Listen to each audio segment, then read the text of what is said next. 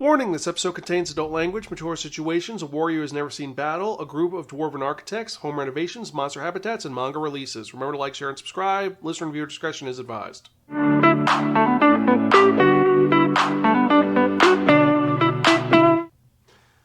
Hello and welcome to another episode of the Spiraken Manga Review. I'm your host Zan, saying konnichiwa, aloha, buongiorno, and what's up? Hope you're doing well out there and hope you're excited for another fun-filled episode of this awesome podcast you can find at www.spiraken.com. We're also on Facebook, Twitter, Instagram, Spotify, YouTube, and various other social media sites.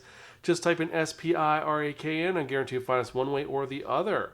And if you're watching on YouTube or listening to us at spiraken.com or on Apple TV or wherever you are looking, remember to like, share, subscribe, click on that bell for notification for when we release new episodes. And with that in mind, let's actually get to the review of the week. Because if you remember from that last episode, I spun that one, that only, the Wheel of Manga. And it dictated them to be there reviewing let's get to this weird fantasy manga that was written by Hidenori Yamaji and published by Shogakukan and brought over here by Seven Seas Entertainment. It was released in Shonen Sunday S in 2021, and it is still coming out to this day. There are currently 3 volumes. It is not complete yet. It is a fantasy adventure story, which is a shonen, and its original title was Soara to Mamono no Le, or in English it translates to Soara and the House of Monsters.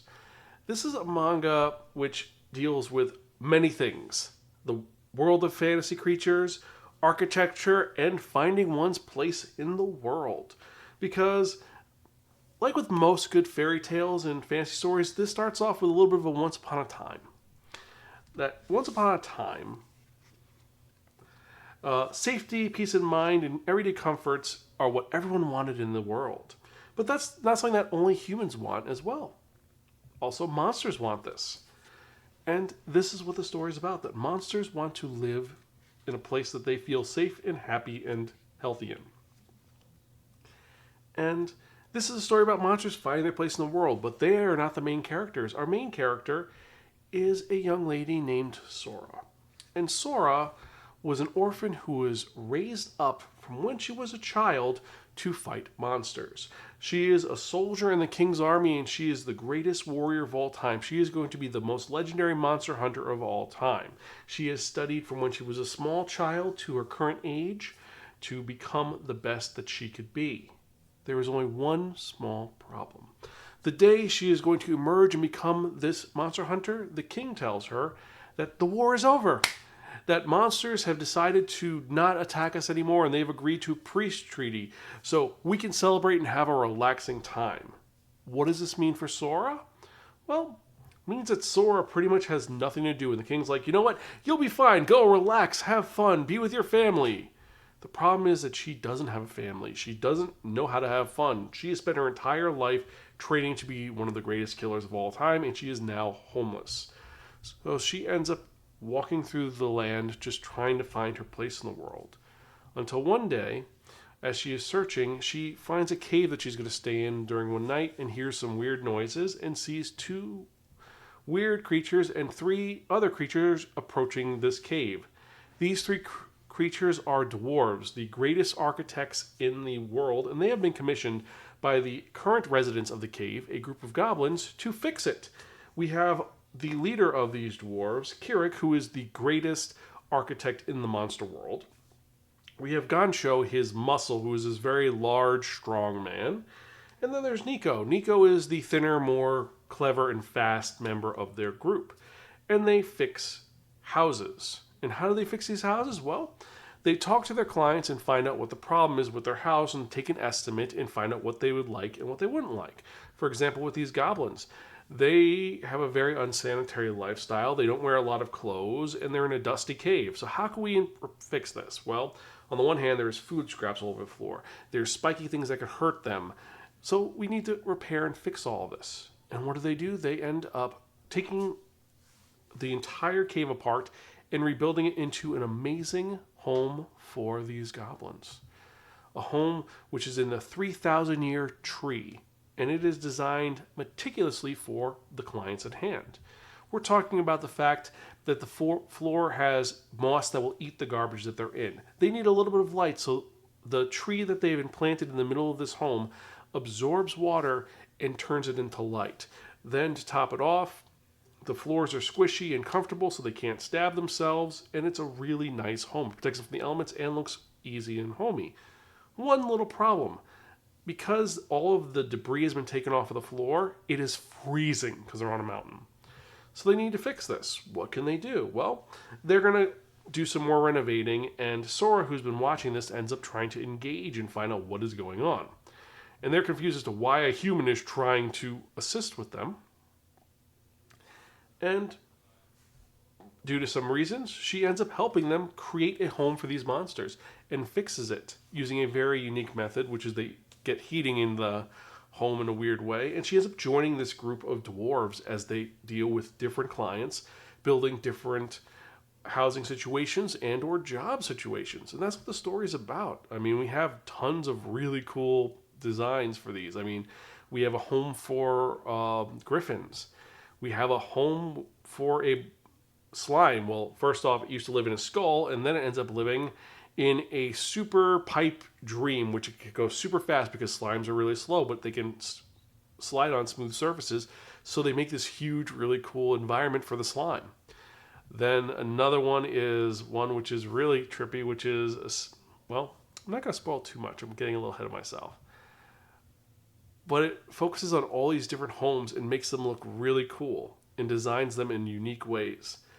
And as we read this first volume, we see that slowly Soara is being chipped away slowly, the hard exterior, and she's realizing that everyone deserves a home. Everyone deserves to be happy and relax, and she ends up helping her friends and helping these creatures find the home that they need. And later on, she is going to help to do the best she can to help these architects do the best they can while learning the most about herself and learning how to work fine on her own. And she also learns to appreciate these creatures that she had been trained to kill and realize that all things need to live. It is a wonderful story. That is one that actually puts a big smile on my face. And let's be honest, it is one which I love the art style for because, I mean, we see Soara in the beginning, her in her official military uniform, which is very different than how she looks originally, because you see her like this, and on the cover we see that she's going to become someone who's carrying all the different tools because she learns how to use the tools and work on them. And there are little things like there's a moment where she makes her first piece of architecture, and Kirik's like, yeah, you know, it's lazy, doesn't look great, but you're part of something. And she's like, oh my God, I made something that's helping someone. And it's part of someone's home. And it gives her a little bit of joy. And we get joy as we're watching this. Now, do not worry. This is about it after the end of a war. But there are things that are showing up that are doing evil things. I'm not going to spoil too much. Because there's only 3 volumes out. Or only 1 volume out right now. But by volume 2, something has been introduced which is making things a little worse. We're going to have to wait and see what happens. But the narrative is well done in this. The art style is unique. It's an architect's dream because they take into consideration so many little elements. Like, for example, in order to make sure that the slime is clean, they designed a filtration system. So when the slime is launched from over here through a catapult, don't ask, into the filtration system, there's a bunch of rocks and roots that will filter out all the crap that is on the slime, so it'll be completely clean when it gets into its house and not dirty the house. But more importantly, that all the debris is sucked down into an area where all the refuge is used to make some mushrooms that the slime can eat. It's very well thought out. I love the fact that it's thought out so well. And, well, the characters are fun, the art style is great, and it is a fun adventure story. Now, is this for everybody? Well, if you like slice of life stories, or if you like a story with a little bit of magic, a little bit of weirdness, you're going to like this. This feels like a very relaxing story at first, and then it gets interesting when we get the introduction of some of the more dark elements. There is a lot going on in this, and, well, I can't wait to read more, and I think that you won't either. So, for that reason, I have to give this our highest rating, once again, of really, really cool. Read it now. It is worth reading. It is a great adventure story. It's a great action story. It's a fun story, and it does something a little bit different than the usual, oh, it's the greatest hero of all time, because the main characters are not the hero. The hero is someone who just doesn't know what she's doing, and she's trying to find her way in life. And I love that fact. And if you've read this before or you've never read it before, let me know what your thoughts are. You can email me personally at Zan, that's X-A-N at Spiraken.com, or you could tweet me at Spiraken and let me know your thoughts on if you thought this was a great concept, if you hated this, or if you just have no interest in it at all. Let me know. And before I go any further, I got to ask you that random question of the week, and this is actually a really good one, and the random question of the week is going to be very simple. It's something which works and fits through every single one of us because it's a really important part of it. And what am I talking about? Well, very simply, if you could have your ideal house, what would it look like? What would you want in your ideal house? Would you want an elevator, a secret library? What would you want? Like me personally, Greta and I, we want to have a hidden door in our apartment, in our house. We want to have that secret door where you have to hit a specific thing and it'll open up in our library, which is kind of cool. Maybe it'll happen, maybe it won't. Who knows? But that'll happen one day, maybe. We're going to have to wait and see, though. But with that in mind, let's actually get to the manga releases for the week, and we've got some really fun ones this week. So starting off from the top, we've got... Well, let's start from there. We have A Brief Moment of Ichika, Volume 1.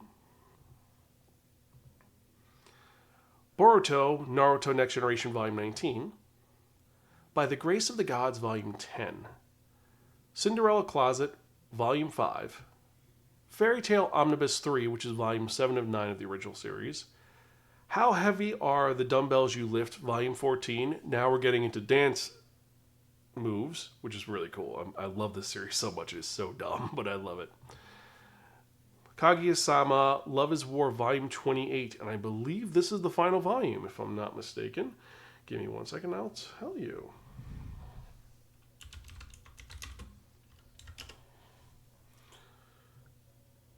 I believe this is the final chapter of the series, if I'm not mistaken. Sorry about this. I just wanted to make sure and know if this is the correct final chapter or not. And it actually is the final chapter. So we're going to finally find out if Kaguya and her love get together, or who will say it first. You have to wait and see.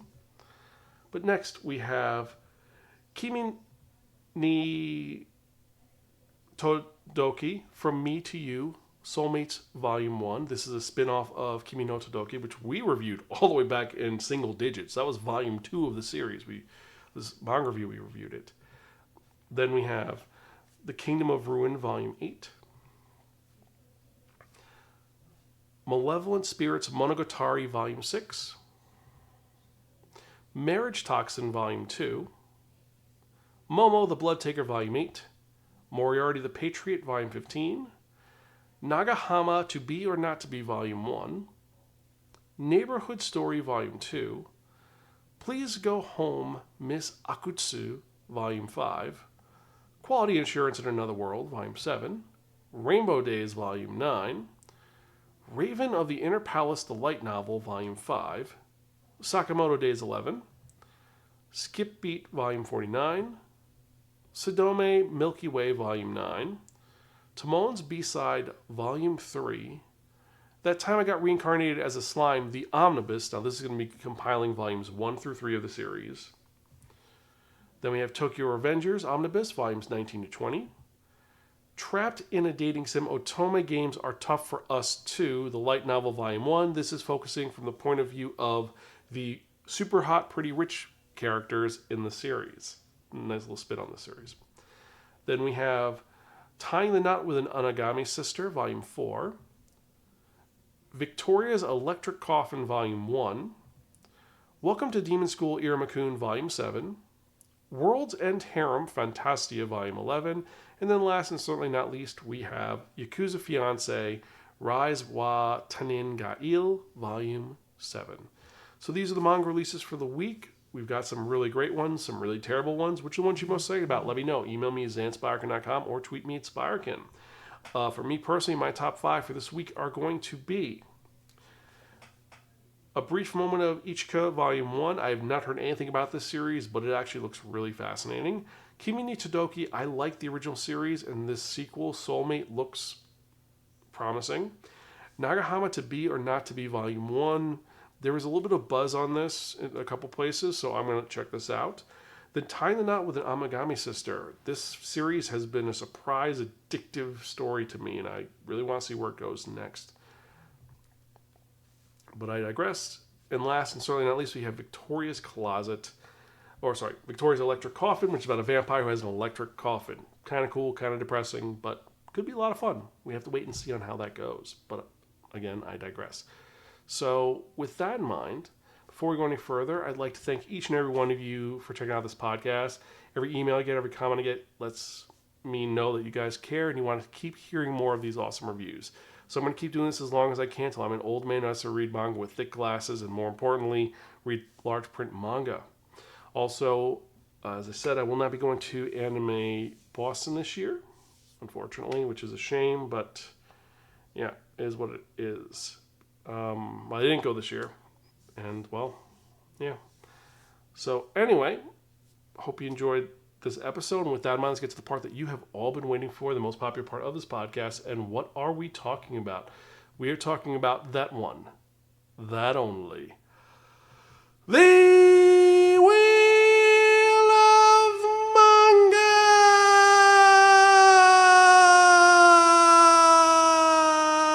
Yes, friends, the Wheel of Manga, except no substitute. Now, what is the Wheel of Manga? The Wheel of Manga is a Wheel of Fortune with 10 slots on it. What I'm going to do is I'm going to spin the Wheel of Manga. Whatever number it lands on, that's what I'm going to review in the next episode of the Spiraken Manga Review, episode 552. Can you believe it? 552. We are getting there. So let's spin and see what we're going to review in the next episode. I am very excited. We're going to see what happens. So, let's see. And hopefully not 1 or 5. No 1 or 5. Something different. Come on, 3. Come on, a 3. Let's see something else. A 3 or a 7. Or a 6. Something. Anything. That is hysterical. It still lands on a 2. It's like, no matter what, it's going to be on that exact 10. So I'm going to move to 3 for next week, and we're going to see what happens. But for this week, we're going to be reviewing Nina the Starry Bride. Is it going to be good? Is it going to be bad? Well, we're going to have to wait and find out. But, as usual, I am your host, Zan. I am Gonzville. Catch you guys next time, and keep reading manga. I will see you later.